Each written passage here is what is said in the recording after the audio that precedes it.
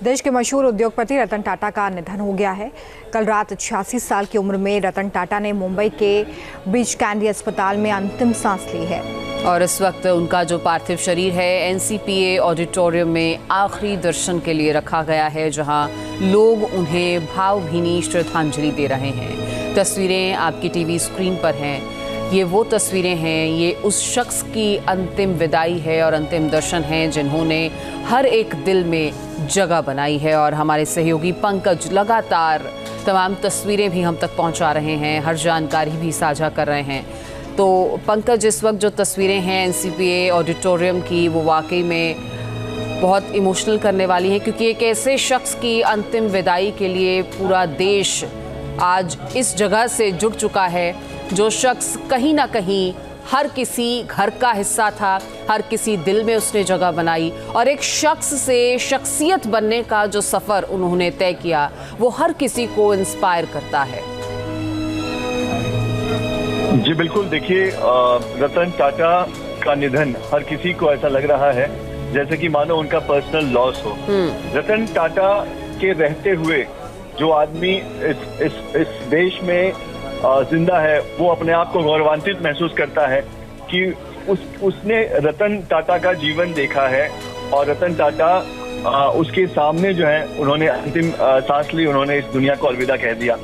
तो कहीं ना कहीं रतन टाटा का अपना उनका जीने का एक तरीका रहा, उनकी अपनी एक सरलता रही, और जिस तरह से परोपकारी वो उन्होंने अपने जीवन को बनाया था, जिस तरह से उन्हें एक बिजनेसमैन नहीं बल्कि एक फिलैंथ्रोपिस्ट कहा जाता था, उन्हें परोपकारी कहा जाता था, उन्हें जो लोगों की मदद करने के लिए वो डेवलपमेंट के साथ साथ वो ये देखते थे कि कैसे इस बिजनेस के साथ लोगों का भला हो, कैसे इस स्टार्टअप में अगर मैं इन्वेस्ट करूंगा तो समाज में कैसे इसका प्रभाव पड़ेगा। ये सारी चीजों को देखने वाले बिजनेसमैन शायद इस देश में बहुत कम है, और रतन टाटा इसीलिए सबसे अलग थे। आज हम देख रहे हैं कि सोशल मीडिया पर जो भी कोई रतन टाटा को जो है वो श्रद्धांजलि दे रहा है, वो उनके आगे सर रतन टाटा लिखना नहीं भूल रहा है। तो ये सर रतन टाटा ये बताता है कि कैसे लोग उनका सम्मान करते हैं और कैसे आज पूरा देश जो है वो शोक की लहर में डूबा हुआ है जब से ये खबर आई है कि रतन टाटा हमारे बीच अब नहीं रहे। और एनसीपीए में जहां पर उनके पार्थिव शरीर को अंतिम दर्शन के लिए रखा गया है, आज करीब दोपहर तक जो है वो यहीं पर रतन टाटा का लोग अंतिम दर्शन करेंगे। और उम्मीद है कि तमाम देश के जो बड़े वीवीआईपी लोग हैं वो यहाँ पर पहुंचेंगे, चाहे बिजनेस जगत के लोग हो, चाहे वो राजनीति जगत के लोग हो, या फिर बॉलीवुड के जो बड़े नाम हैं, ऐसे तमाम लोग जो हैं वो आज रतन टाटा के अंतिम दर्शन के लिए पहुंचेंगे। क्योंकि रतन टाटा एक ऐसे शख्स थे जिनका किसी से झगड़ा नहीं था, जो कभी विवादों में नहीं रहे। उन्हें सिर्फ लोग अच्छे कारणों से याद करते हैं, अच्छी वजहों के कारण उन्हें याद किया जाता है। तो ये रतन टाटा ने जीता था अपने पूरे जीवन काल में, और आज दिखाई दे रहा है कि पंकज उनका पूरा जीवन ही प्रेरणादायक रहा है। अपनी ही कंपनी में कर्मचारी के तौर पर काम करना हो या फिर अपने कारोबार का 60% हिस्सा देश के लिए देना हो, ऐसे कई एग्जाम्पल्स हैं जो उन्होंने देश के सामने पेश किए हैं। तो रतन टाटा के निधन से न केवल हर भारतीय बल्कि दुनिया भर में लोग शोकाकुल हैं, और वो शख्स जिसके बारे में अगर लिखना शुरू कर दिया जाए तो शायद शब्द जो हैं वो कम पड़ जाएंगे। रतन टाटा एक ऐसे शख्स थे जिनसे आम से लेकर खास तक हर कोई प्यार करता था, सम्मान करता था। रतन टाटा सही मायने में भारत माता के पुत्र थे, भारत रत्न थे। कई ऐसे उदाहरण हैं जो ये बताते हैं कि रतन टाटा बाकियों से कैसे अलग हैं, क्यों वो भारत के रत्न कहे जाते हैं। पंकज हमारे साथ लगातार जुड़े हुए हैं, जानकारी दे रहे हैं। अब पंकज, ऐसे एक दो किस्से नहीं हैं जो रतन टाटा के बारे में हमने सुने हों। एक किस्सा ये भी है कि अगर उन्हें किसी ऐसे स्टार्टअप के बारे में पता चल जाए जो पैसों की तंगी से जूझ रहा है या किसी और वजह से वो आगे नहीं बढ़ पा रहा है, तो वहाँ पर भी रतन टाटा पहुँचते थे, उन्हें सहारा देते थे, और उनकी मंशा यही थी कि हर कोई आगे बढ़े। ये उन्हें बाकियों से बिल्कुल अलग बनाता है।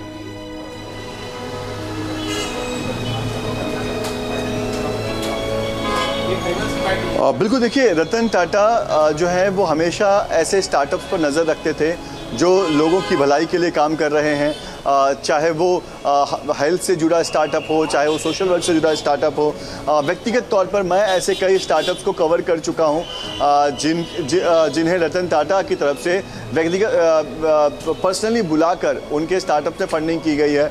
ऐसे ही एक स्टार्टअप मैं जानता हूँ जो सस्ती दवाइयाँ जो हैं वो उन्होंने बनाना शुरू किया था, क्योंकि महंगी दवाइयाँ जो है वो हर कोई अफोर्ड नहीं कर सकता, लेकिन उन्हें कुछ दिक्कत आ रही थी और जिन्होंने स्टार्टअप शुरू किया था वो महज एक 20 साल के एक युवा थे। और रतन टाटा को जैसे ही पता चला कि ये बिज़नेस जो है वो सर्वाइव नहीं कर पा रहा है, ये बिज़नेस जो है वो शायद लॉस हो सकता है या फिर ये स्टार्टअप बंद हो जाए, तो रतन टाटा ने खुद उस स्टार्टअप के ओनर को उन्होंने जानकारी पहुंचाई अपने टीम के माध्यम से और उन्हें मिलने के लिए बुलाया। और फिर जब उन्होंने रतन टाटा से मुलाकात की तो रतन टाटा ने उन्हें हर संभव मदद करने का पूरा वादा किया और बाकायदा उनकी कंपनी में उन्होंने इन्वेस्टमेंट भी किया। तो ये रतन टाटा की पहचान है, ये उनकी खासियत है, ये उनका तरीका था। वो बाकी उद्योगपतियों की तरह सिर्फ प्रॉफिट के बारे में नहीं सोचते थे, वो सोचते थे कि उनके इन्वेस्टमेंट से वो अगर कहीं फंडिंग देते हैं तो क्या उससे लोगों की भलाई होती है। सिर्फ इंसानों के लिए नहीं बल्कि जानवरों के लिए भी रतन टाटा का अपार प्रेम था। मुंबई में ही उन्होंने जानवरों के लिए अस्पताल शुरू किया था जहां पर जानवरों को जो है वो मुफ्त में इलाज मिलता है। ऐसे जानवर जो बीमार हैं, सड़क पर हैं, कोई उन्हें ध्यान नहीं दे रहा है या बहुत लाचार हैं, ऐसे जानवरों को वो अस्पताल लेकर जाता है और फिर उनका वहाँ पर ट्रीटमेंट किया जाता है, देखरेख किया जाता है।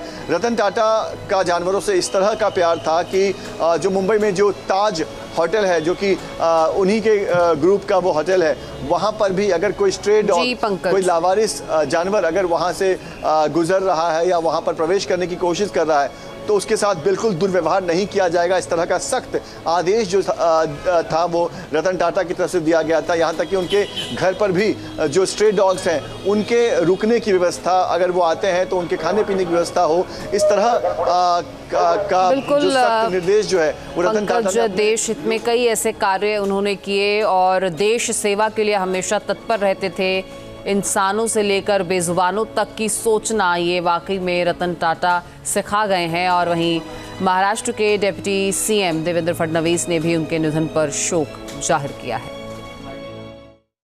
रतन टाटा जी ये एक बहुत ही सफल उद्योगपति तो थे ही, लेकिन उससे भी बड़े व्यक्ति के रूप में हम उनको देखते हैं, क्योंकि जिस प्रकार से उन्होंने देश के लिए और समाज के लिए काम किया है, उन्होंने केवल सफल उद्योग नहीं खड़े किए, एक विश्वासार्हता खड़ी की, एक ऐसा ब्रांड खड़ा किया जिसने हमारे देश को एक ग्लोबल इमेज दी और उसके साथ साथ अपनी संपत्ति को टाटा ट्रस्ट में विलीन करते हुए उन्होंने इस विश्वस्त व्यवस्था से, ट्रस्ट से जिस प्रकार के फिलैंथ्रोपिक काम उन्होंने किए हैं, चाहे वो शिक्षा के क्षेत्र में हो, चिकित्सा के क्षेत्र में हो, रिसर्च के क्षेत्र में हो, बुनियादी क्षेत्र में हो, समाज और देश के उपयोगी जो कार्य उन्होंने टाटा ट्रस्ट के माध्यम से किए हैं,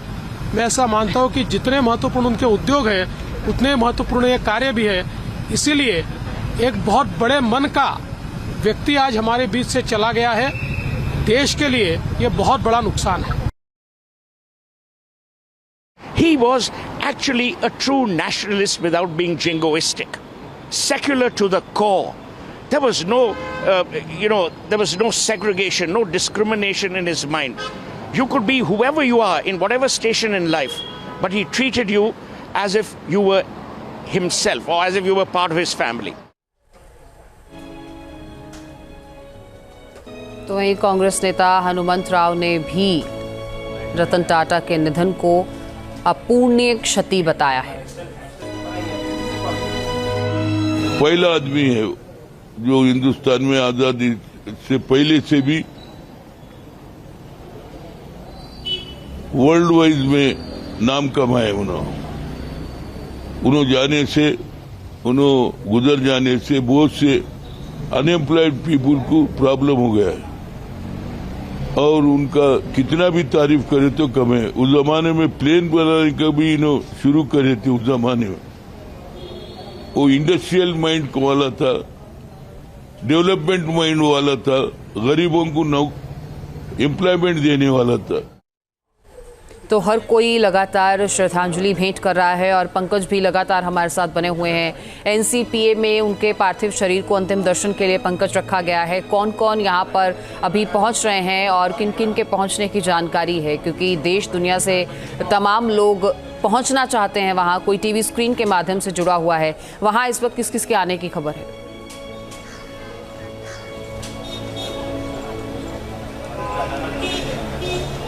बिल्कुल, देखिए यहाँ की जो तस्वीर मैं देख पा रहा हूँ, मैं चाहता हूँ कि मैं टीवी के जरिए आपको भी दिखाऊं और हमारे दर्शकों को भी दिखाऊं कि किस तरह से एक लग रहा है जैसे कि पूरे देश में जो है वो शोक की लहर है। और ख़ासतौर पर एनसीपीए के बाहर देखिए ये तमाम लोग मैं देख पा रहा हूँ जिनके गले में मैं देख रहा हूँ कि टाटा मोटर्स, तो बाकी जो टाटा की कंपनियां हैं उनके आइडेंटिटी कार्ड में जो है मैं देख पा रहा हूँ। यानी कि तमाम जो टाटा के एम्प्लॉयज़ हैं वो अब यहाँ पर उनके अंतिम दर्शन के लिए पहुँच रहे हैं। देखिए ये तमाम जो लोग आपको दिखाई दे रहे हैं कहीं ना कहीं टाटा से किसी न किसी तरह से जुड़े हुए लोग हैं और ये लोग यहाँ पर पहुँचे हुए हैं। इसके अलावा भी ऐसे तमाम स्टार्टअप्स जिनकी मदद किसी न किसी तरह से रतन टाटा सर ने की है, ऐसे तमाम जो स्टार्टअप्स के लोग हैं, ऐसे तमाम जो स्टार्टअप से के फाउंडर्स हैं वो यहाँ पर पहुँच रहे हैं। और जो भी लोग उनको जानते थे और जिन्हें भी मौका मिला है उनके अंतिम दर्शन का, ये लोग तमाम देखिए इस सबके गले में आपको जो है